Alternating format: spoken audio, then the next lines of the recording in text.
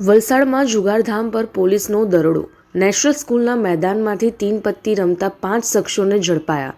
Valsad city પોલીસે બાતમીના આધારે એક સફળ કામગીરી કરતા શહેરના ગ્રીન પાર્ક વિસ્તારમાં આવેલી નેશનલ સ્કૂલના ખુલ્લા મેદાનમાંથી જાહેરમાં જુગાર રમતા 5 શખ્સોને ઝડપી પાડ્યા છે। પોલીસે સ્થળ પરથી રોકડ રકમ કબજે કરી કાયદેસરની કાર્યવાહી હાથ ધરી છે।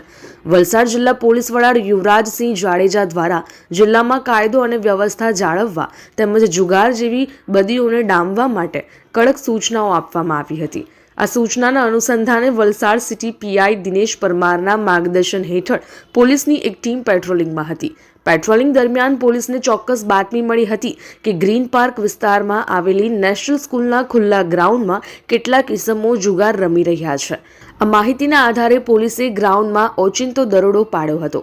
તપાસ દરમિયાન 5 વ્યક્તિઓ 3 પત્તીનો હારજીતનો જુગાર રમતા રંગે હાથ ઝડપાઈ ગયા હતા। પોલીસ સ્થળ પરથી દાવ પર લાગેલા અને અંગ જડતીના મળી કુલ ₹7,790ની રોકડ રકમ જપ્ત કરી છે।